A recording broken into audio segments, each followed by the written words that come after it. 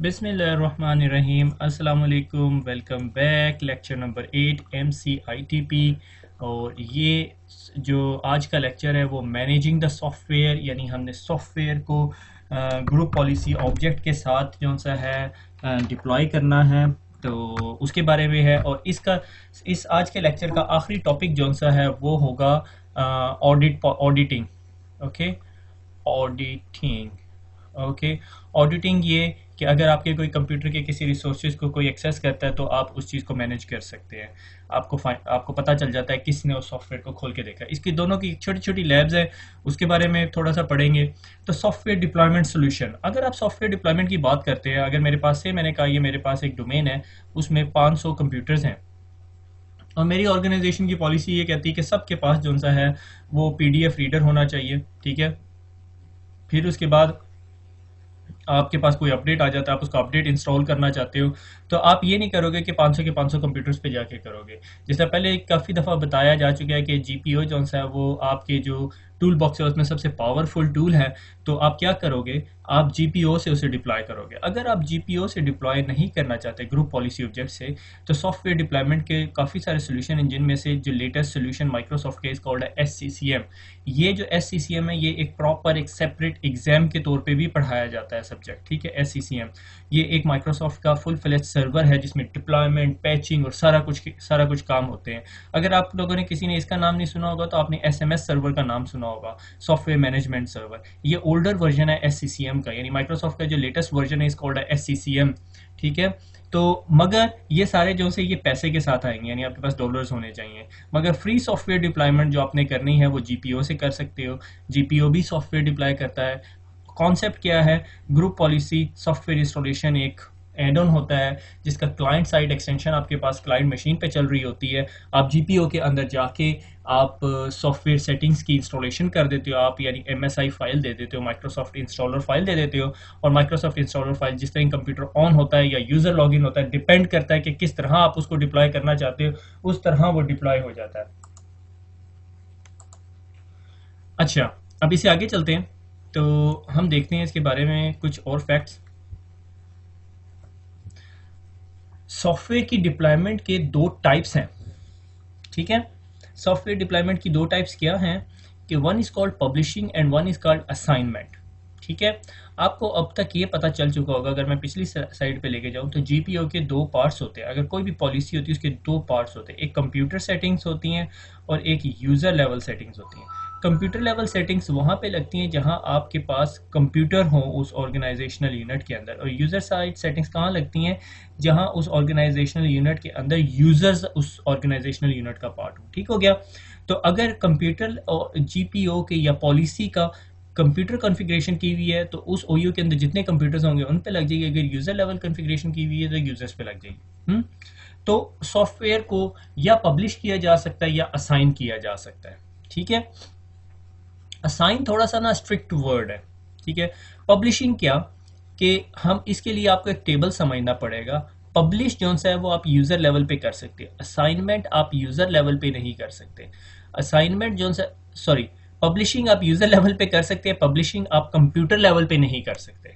यानी आप कंप्यूटर को नहीं कह सकते ये सॉफ्टवेयर पब्लिश करो, मगर आप कंप्यूटर को असाइन कर सकते हो कि भाई तुम्हारे पास ये सॉफ्टवेयर है। ठीक है, आप ये पॉइंट समझ रहे हो। अच्छा, अब पब्लिश के अंदर क्या होता है कि जब मैंने एक सॉफ्टवेयर पब्लिश कर दिया, से मैंने कहा ये मेरे पास XYZ सॉफ्टवेयर है, तो मैंने यूज़र को पब्लिश करना है। ठीक है, मैंने एक OU बनाया, ऑर्गेनाइजेशनल यूनिट बनाया, उसके अंदर यूजर्स डाल दिए। ठीक है, ये यूजर्स डाल दिए। अब इन यूजर्स को मैंने ये XYZ सॉफ्टवेयर जो है पब्लिश कर दिया, यूजर्स को नहीं, इस ऑर्गेनाइजेशनल की GPO के ऊपर, GPO में सॉफ्टवेयर डिप्लॉयमेंट में। ठीक है, यानी मैंने पब्लिश कर दिया। जब मैं पब्लिश करूंगा तो user install a software from a control panel. जब यूजर लॉगिन करेगा तो यूजर के पास डेस्कटॉप पे कहीं आइकन नहीं पड़ा हुआ होगा उस सॉफ्टवेयर का। ठीक हो गया, उसको क्या करना पड़ेगा, कंट्रोल पैनल में जाके वो उसको इंस्टॉल करना पड़ेगा। अगर यूजर कल को अनइंस्टॉल करना चाहता है, हाँ बिल्कुल अनइंस्टॉल कर सकता है। अगर मैं सॉफ्टवेयर एक यूजर को असाइन कर दूं, यानी मैंने कहा कि अब मैं पब्लिश नहीं कर रहा, मैं XYZ सॉफ्टवेयर को क्या करना चाह रहा हूं, मैं उसको असाइन करना चाह रहा हूं। ठीक है, असाइनमेंट के लिए ब्लू लाइन यूज कर लेते हैं। अगर मैंने XYZ सॉफ्टवेयर एक ऑर्गेनाइजेशनल यूनिट को असाइन किया हुआ है user setting using user setting, तो क्या होगा, वो जिस तरह यूजर लॉगिन होगा उस कंप्यूटर पे तो डेस्कटॉप के ऊपर शॉर्टकट पड़ा हुआ होगा, ठीक है।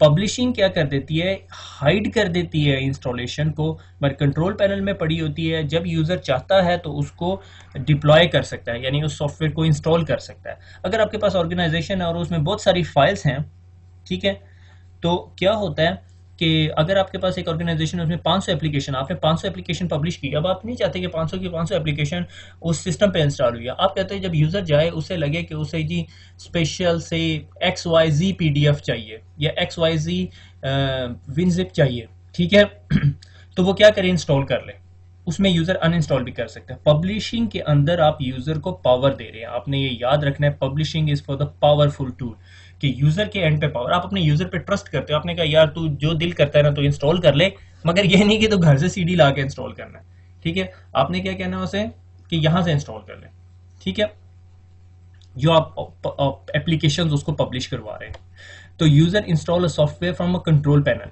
जब आपने यूजर को असाइन किया हुआ है तो डेस्कटॉप शॉर्टकट पे पड़ा हुआ है, या ऑटो इंस्टॉल हो जाएगा। यानी अगर कोई उसके पास PDF फाइल पड़ी हुई है तो उसने जब डबल क्लिक किया PDF का फाइल को तो वो इंस्टॉल हो जाएगा खुद ब खुद सॉफ्टवेयर।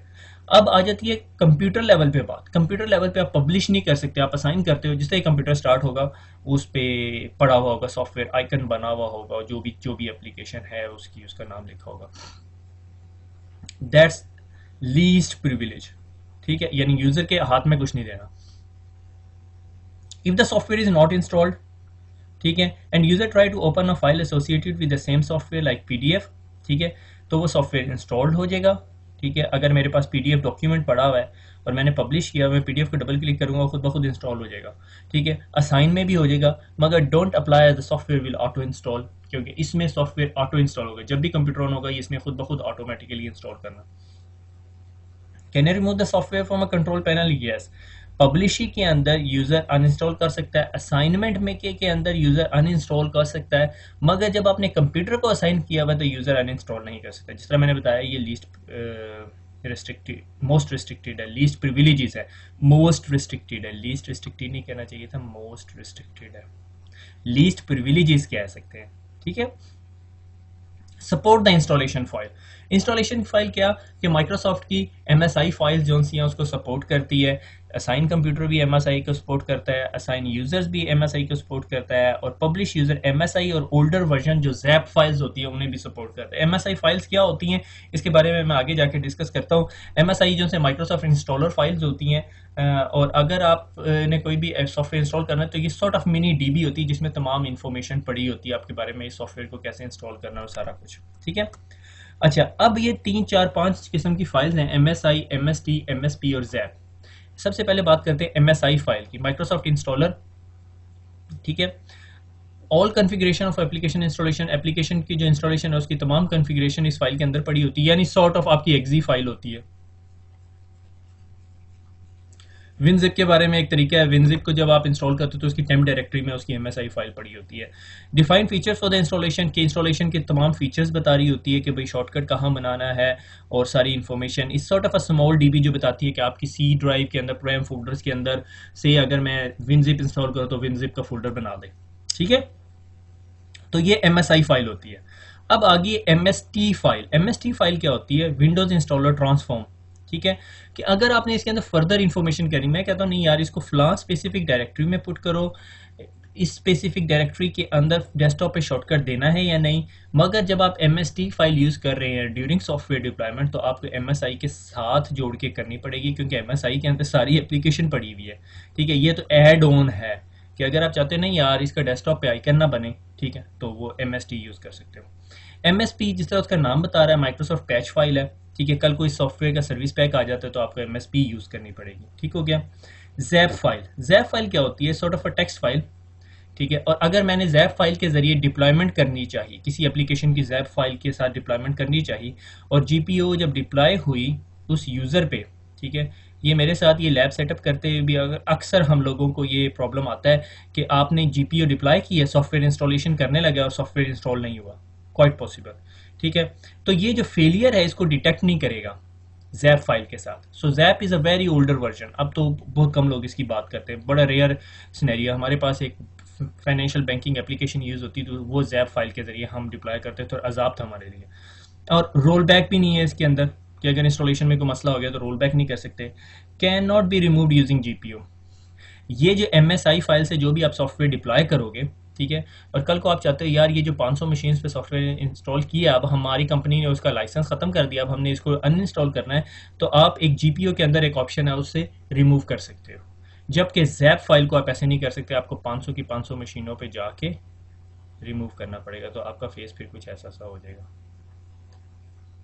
ठीक हो गया?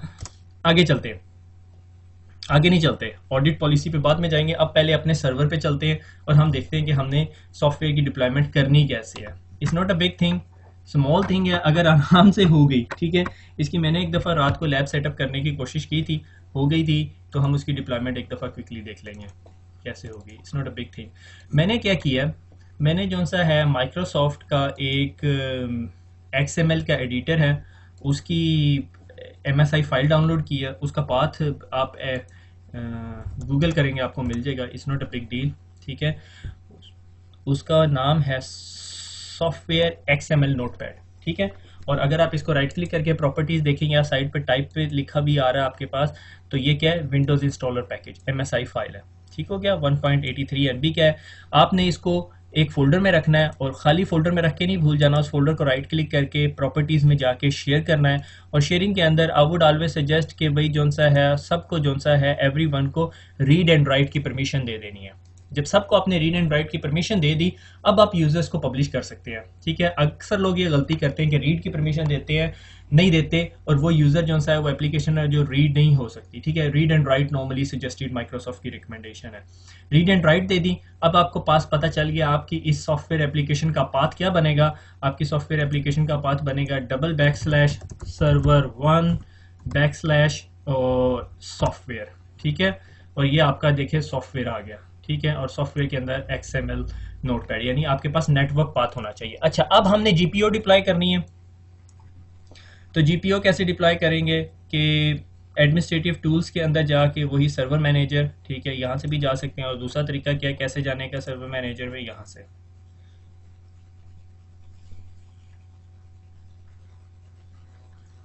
सर्वर मैनेजर में चले गए। हमने, हमारे पास एक यूज़र है, हम चाहते हैं कि हमारे जो नेटवर्क का जो एडमिनिस्ट्रेटर है, जो एडमिन्स हैं, ठीक है, हमने एक्टिव डायरेक्टरी में गए, active directory users and computer के अंदर चले गए। नॉर्मली डोमेन कंट्रोलर, जो आपके सही डोमेन कंट्रोलर होते हैं उसमें जल्दी खुल रहा होता है, ठीक है। ईच के अंदर गए, ईच के अंदर एडमिन्स के फोल्डर के अंदर जो से हैं ये मोहम्मद ताहा और मोहम्मद अब्दुल्ला काशिफ हैं, इनके ऊपर कहीं GPO लगाते हैं, ठीक है। पहले यूज़र लेवल पे GPO लगा के देख लेते हैं, जो कि मेरे ख्याल में मैंने पहले कन्फिगर की हुई है, तो इस वजह से मैं लगवा रहा हूँ। GPO के अंदर जाएंगे, डोमेन के अंदर जाएंगे, उर्दू IT अकेडमी के अंदर, IT के अंदर, ईस्ट के अंदर एडमिन्स, और बल्कि मैंने ईस्ट के ऊपर ही XML पब्लिश के नाम पे एक पॉलिसी बनाई है। किस तरह बनानी है, राइट क्लिक करें, create a GPO to this domain और लिंक इट, ठीक है। XML अंडरस्कोर पब्लिश, ठीक है। कुछ नहीं किया मैंने इसके ऊपर, इसको राइट क्लिक किया, एडिट में गया, एडिट के अंदर जाके यूजर कॉन्फ़िगरेशन, मैंने बताया था एक कंप्यूटर कॉन्फ़िगरेशन, एक यूजर कॉन्फ़िगरेशन। कंप्यूटर कॉन्फ़िगरेशन अभी थोड़ी देर में करते हैं, वहाँ दोबारा GPO बनाएंगे। यूजर कॉन्फ़िगरेशन के अंदर गया, यूजर कॉन्फ़िगरेशन के अंदर जाके पॉलिसी के अंदर, पॉलिसी के अंदर जाके एडमिनिस्ट्रेटिव टेम्पलेट्स, मेरे ख्याल में एडमिन टेम्पलेट्स में, एडमिन टेम्पलेट्स में जाके सिस्टम्स,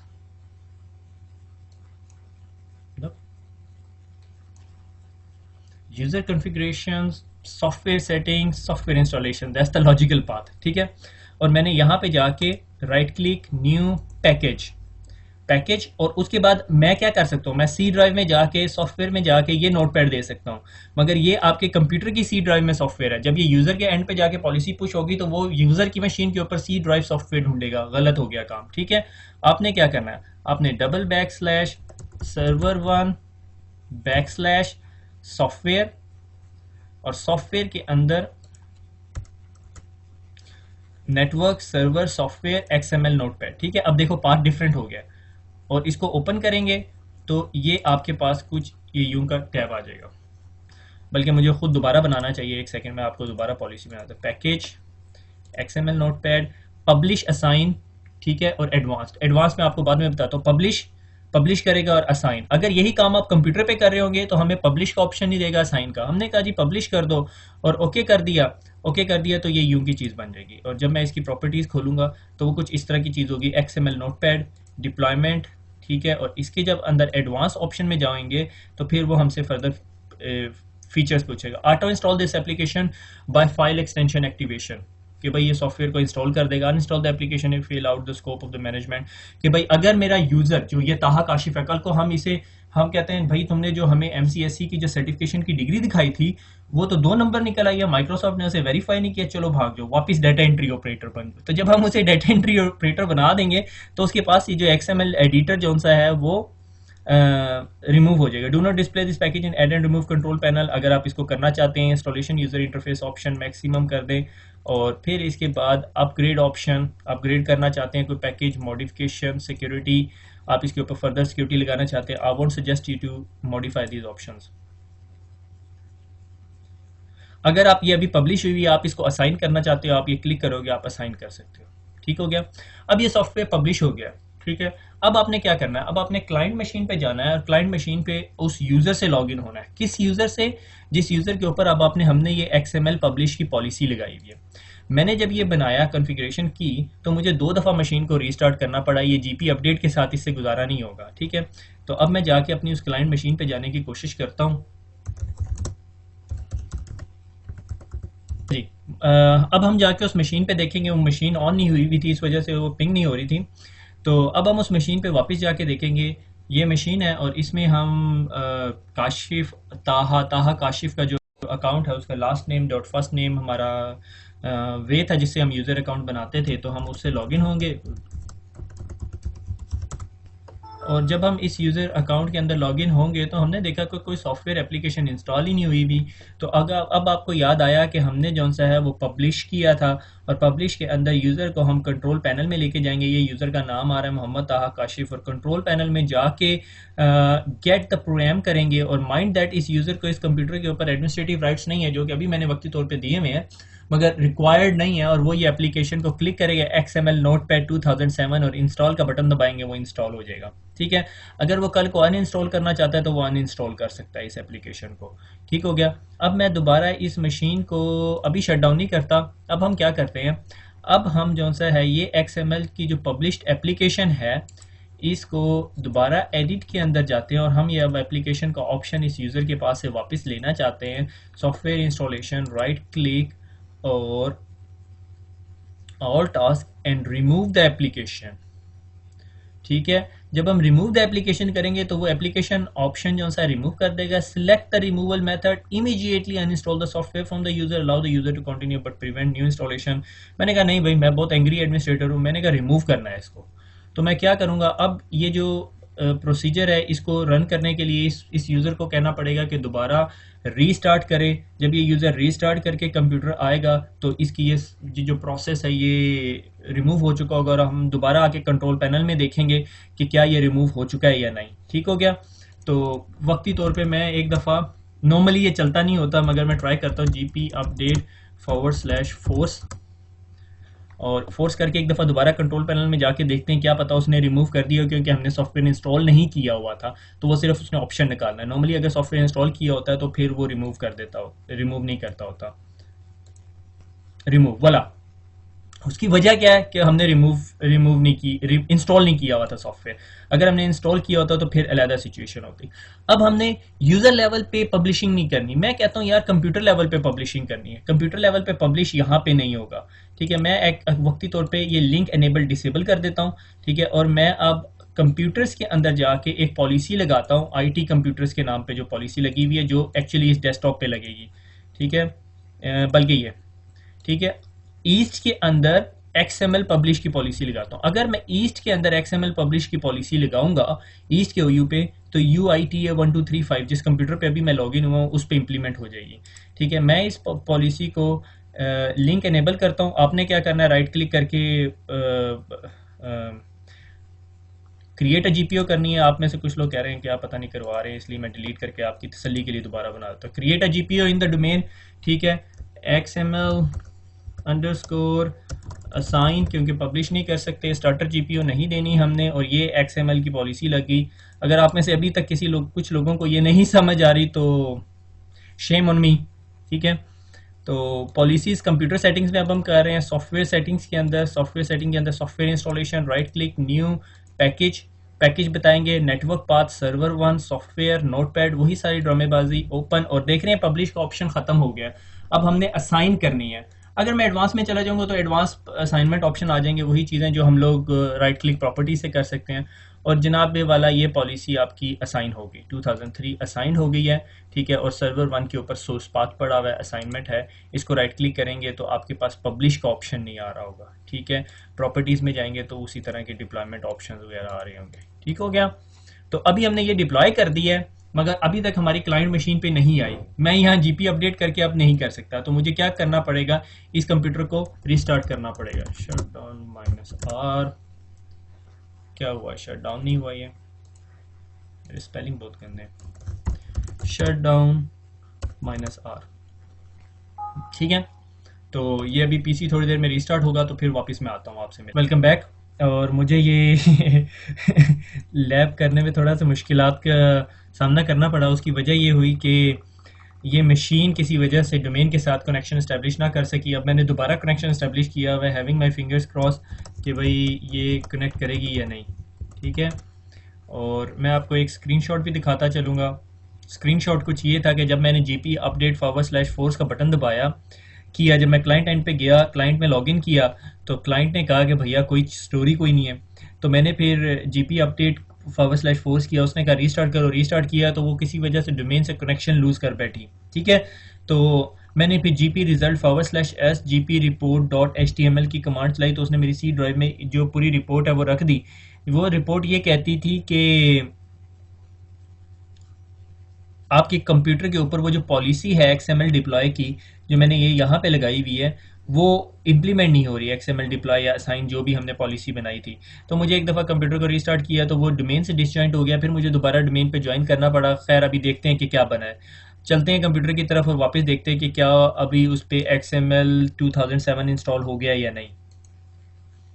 तो जनाबे वाला फाइनली हमारे पास XML नोटपैड 2007 इंस्टॉल हो गया, ठीक है। हमने क्या किया था, हमने यूज़र लेवल पे असाइनमेंट की थी। जब भी यूज़र लॉगिन होगा उसके पास ये एप्लीकेशन होगी। अब आप ये देख रहे हैं, अगर मेरे पास ऑर्गेनाइजेशन में 500 के करीब एप्लीकेशंस है, तो मैं उन एप्लीकेशंस को, सारी की सारी एप्लीकेशंस को यूज़ नहीं कर सकता, क्योंकि वो सारी की सारी मेरे डेस्कटॉप पे आके सेव हो जाएंगी या जो भी है, ठीक है।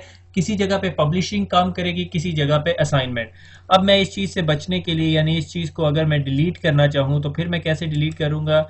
XML डिप्लॉयमेंट और कंप्यूटर लेवल पे मैंने पॉलिसी के अंदर सॉफ्टवेयर इंस्टॉलेशन की हुई है, तो मैं इसको राइट क्लिक करके ऑल टास्क के अंदर जाके रिमूव द एप्लीकेशन करूँगा, तो वो एप्लीकेशन रिमूव हो जाएगी। अगर मैं यहाँ पे immediately uninstall the software from the user, और अगर मैं यहाँ पे जिस तरह हमने पहले किया था GP अपडेट करूँ, तो क्या वो आइकन रिमूव हो जाएगा या नहीं, I can't promise you that. Best practice ये है कि आपको रीस्टार्ट करना पड़ेगा GP अपडेट //force, और मे बी वो वही मैसेज दे जो मुझे पहले दिया था कि आपको कुछ पॉलिसीज़ की इम्प्लीमेंटेशन या क्लाइंट साइड एक्सटेंशन की अपडेट करने के लिए आपको रीस्टार्ट कराना पड़ता है, ठीक है। मगर इसने नहीं दिया आइकन, मगर आपका आइकन रिमूव भी नहीं हुआ। इसके लिए आपको एक दफ़ा दोबारा कंप्यूटर को रिस्टार्ट कराना पड़ेगा, और एग्जैक्टली वही मैसेज मिला, ठीक है।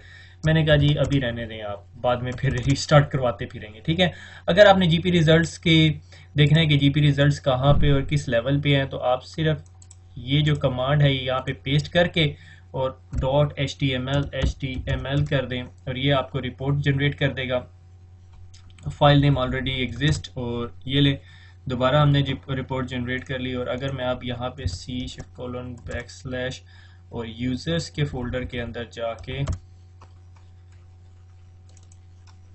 काशिफ टी में, तो ये मेरे पास XML की रिपोर्ट पड़ी हुई होगी जो बताएगी GPO की ट्रबल शूटिंग के लिए। इन शॉर्ट ये कि ये GPO की ट्रबल शूटिंग के अंदर हम डिस्कस कर चुके हैं, ये वैसे ही अभी सामने आई तो हमने देखा।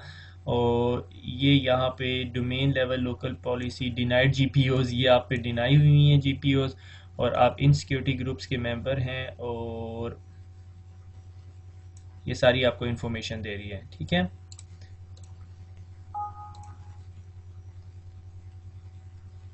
आपको फिर जनरल की सेटिंग्स और वो सारा कुछ दिखाएगी कि आपके ऊपर अप्लाइड जीपीएस कौन कौन सी हैं और वो सारा कुछ, ठीक है। डिपेंड करना, मेक श्योर करें कि आप कंप्यूटर सेटिंग्स में देख रहे हैं या डिवाइस सेटिंग में, ठीक है।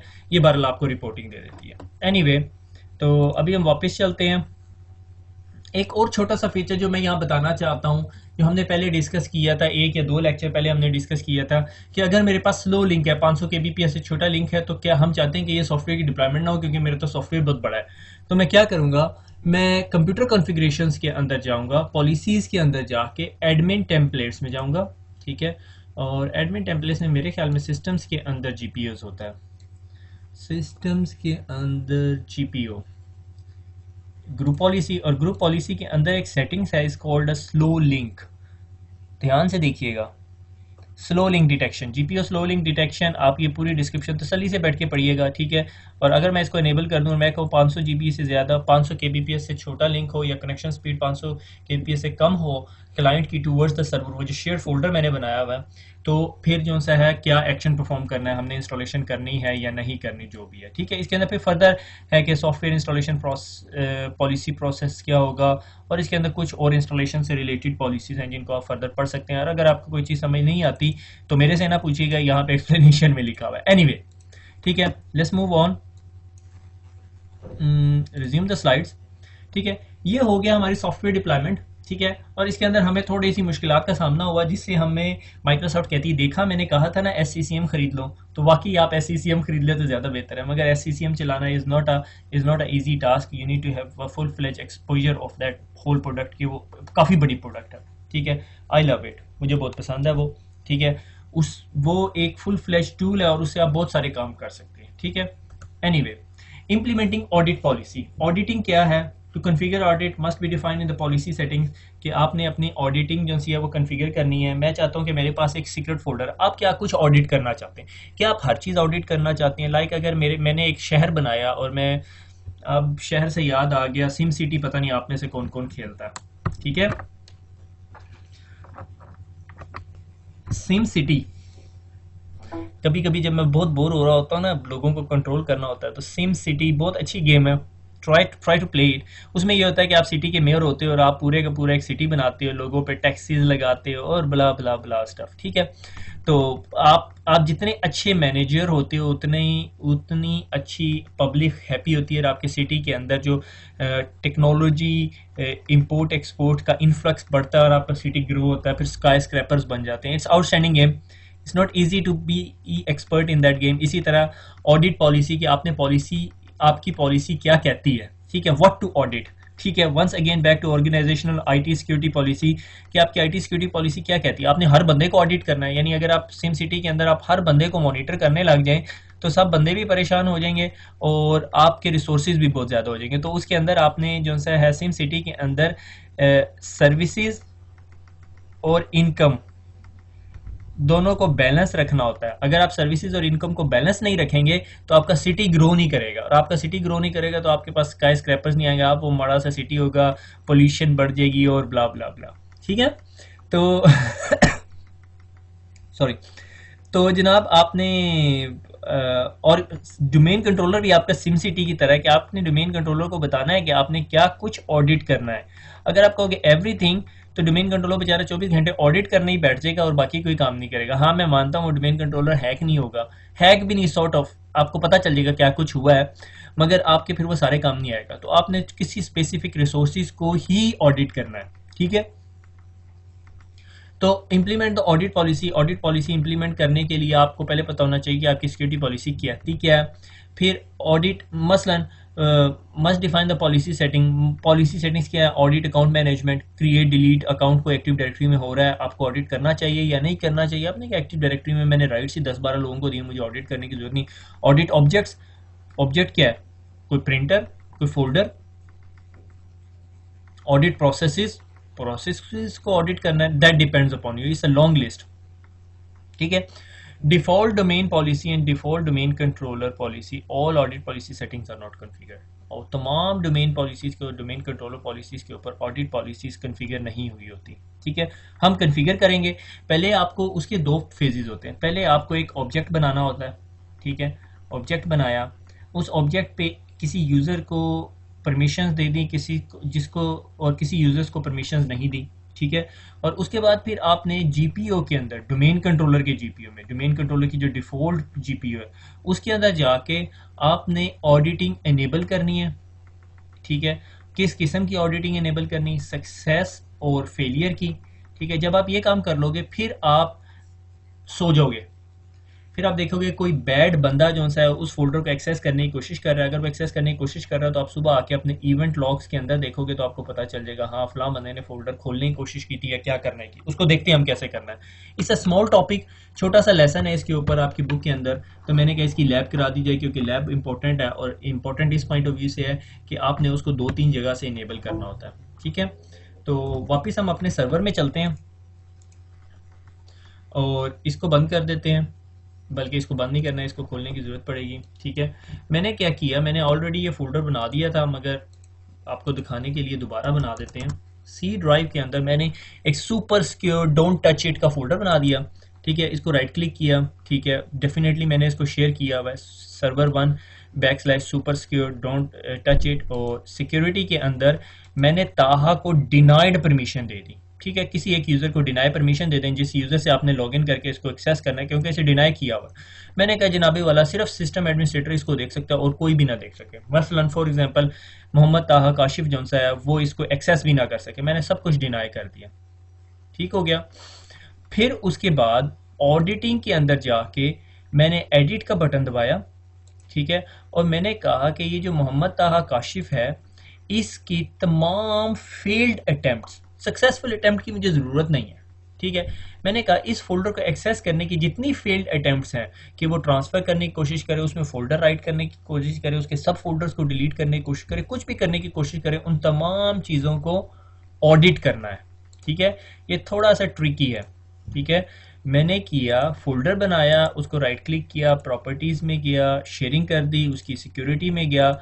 मैंने कहा से फॉर एग्जांपल यहाँ पे एवरीवन था, मैंने उसके एडवांस ऑप्शन में गया, एडवांस ऑप्शन में जाके ऑडिटिंग, टाइप ऑफ ऑडिट मैंने बताया कि उसको फेल्ड ऑडिट को ऐड करें। मसलन से फॉर एग्जांपल मैंने कहा किसको, एवरीवन, चेक नेम एवरीवन, और मैंने कहा उसके तमाम फेल ऑडिट्स को दिस फोल्डर, सब फोल्डर एंड फाइल्स सबको वो ऑडिट करे, ठीक है। अब उसके बाद मैंने ये ऑडिटिंग एनेबल कर दी, मुझे कुछ नहीं पता चलेगा अभी तक, क्यों? क्योंकि मेरे सर्वर की जीपीओ के अंदर ऑडिटिंग एनेबल नहीं हुई, ठीक है। तो मैंने क्या किया, मैं सर्वर के जीपीओ में गया, सर्वर किस, जो मेरा डोमेन कंट्रोलर या जिस ऑब्जेक्ट पे रिसोर्स पड़ा हुआ है वो किस पॉलिसी में जाता है, डिफ़ॉल्ट डोमेन पॉलिसी के अंदर जाता है। मैं डिफ़ॉल्ट डोमेन पॉलिसी के अंदर गया, ये बहुत ख़तरनाक पॉलिसी है, इसको बगैर मतलब के हाथ नहीं लगाना आपने, ठीक है। और सिक्योरिटी सेटिंग्स के अंदर लोकल पॉलिसीज़ के अंदर ऑडिट पॉलिसी, और ऑडिट पॉलिसी के अंदर मैंने कहा audit object access, audit account logon events मुझे करने की ज़रूरत है या नहीं, मेरे ख्याल में नहीं चाहिए, ठीक है। ऑडिट अकाउंट मैनेजमेंट एक्सप्लेनेशन कि कोई अकाउंट बनाया, डिलीट किया, क्रिएट किया किसी ने, नहीं चाहिए।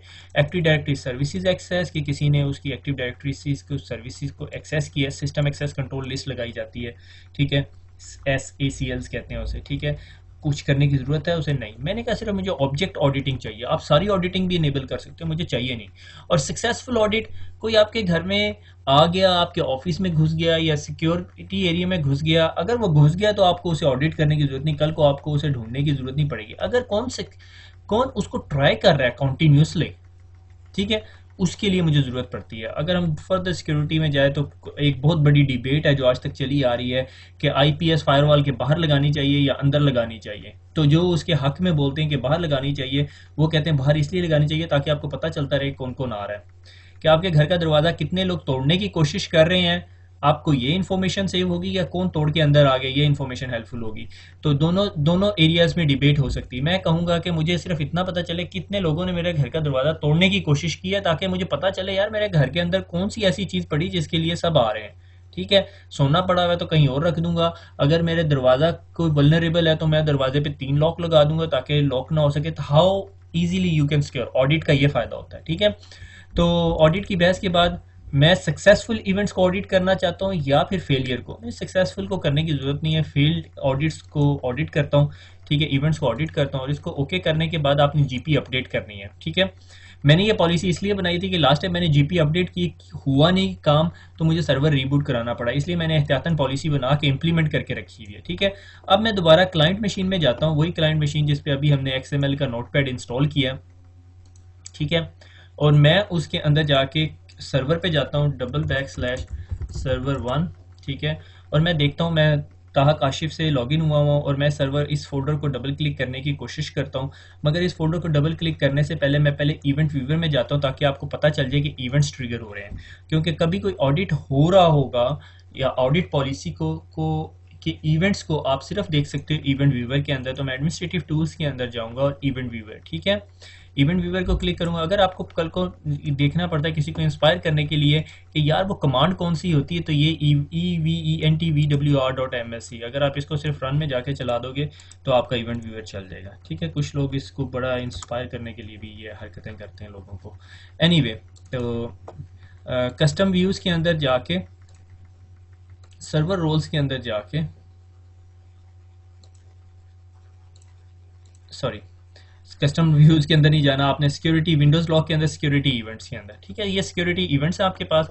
और जब भी कोई नया इवेंट आएगा तो आपके पास यहाँ पे नंबर ऑफ इवेंट्स की जगह एक्सक्लेमेशन साइन भी आ जाएगा, ठीक है, और आप इसको राइट क्लिक करके फिल्टर भी कर सकते हो, ठीक है, फिल्टर करंट लॉग्स, ठीक है, कौन कौन से मैं चाहता हूँ एनी टाइम लास्ट 1 आवर के इवेंट्स को मैंने मॉनिटर करना है, ठीक है, और इवेंट की टाइप, कैटेगरी, कीवर्ड्स आपने कुछ करना है या इवेंट का सोर्स कहाँ से आ रहा है, ठीक है, आप ये भी कर सकते हो, ठीक है। तो हमारे अभी इस टाइम डोमेन कंट्रोलर पे कोई इतने बड़ा काम नहीं हो रहा है, इस वजह से हमें इसकी इतनी टेंशन नहीं है। हमने कहा भाई हमें 3-4 इवेंट आएंगे वो हम कर लेंगे, बल्कि 1-2 मशीन्स भी इसको एक्सेस करने की कोशिश कर रही होंगी तो हमें नजर आएंगे, ठीक है। जिस तरह न्यू इवेंट, ये देखिए आप एक्सक्लेमेशन साइन के साथ न्यू इवेंट आ रहा है, तो उसको क्लिक करेंगे तो ये कोई सक्सेसफुल एक्सेस है कि सिस्टम ने किसी चीज़ को एक्सेस की है, ठीक है, मगर हम किस चीज़ को ऑडिट कर रहे हैं, हम फील्ड इवेंट्स को ऑडिट कर रहे हैं, ठीक है।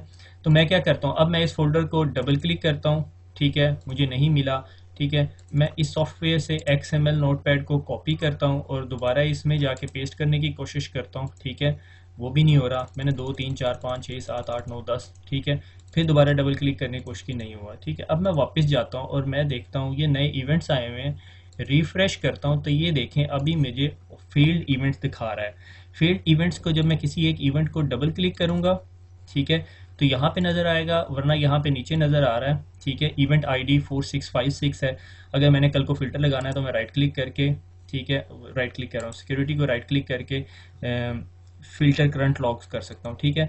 मगर ये देखो मुझे बता रहा है काशिफ टी ने एक्सेस करने की कोशिश की है, ठीक है, कौन सी फाइल को, ऑब्जेक्ट को, ठीक है, ऑब्जेक्ट क्या है, सर्वर के अंदर सिक्योरिटी का ऑब्जेक्ट है, और do not touch IT, do not touch it, ठीक है, IT में कह रहा हूँ, ठीक है, और उसको डिनाई कर दिया गया, ठीक है। फिर इसको अगर आप फर्दर डिटेल में जाएं तो ये देखें फिर दोबारा इसने ऑब्जेक्ट IT को एक्सेस करने की कोशिश की है, फिर इसने ऑब्जेक्ट IT को, फिर उसने ऑब्जेक्ट IT को एक्सेस करने की कोशिश की है। तो ये सारी इन्फॉर्मेशन जो सी हैं ये आपको ये यहाँ पे नज़र आ रही है, ठीक है।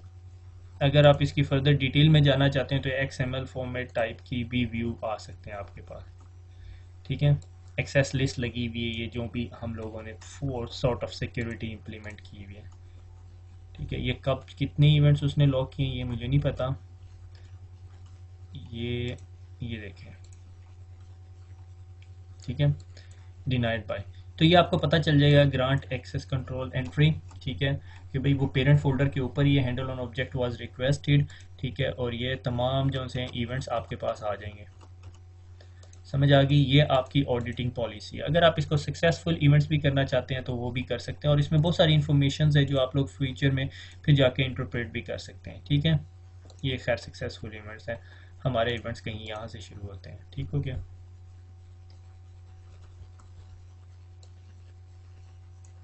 वो आपको ये भी बताएगा कि कौन से फोल्डर से एक्सेस करने की कोशिश की है।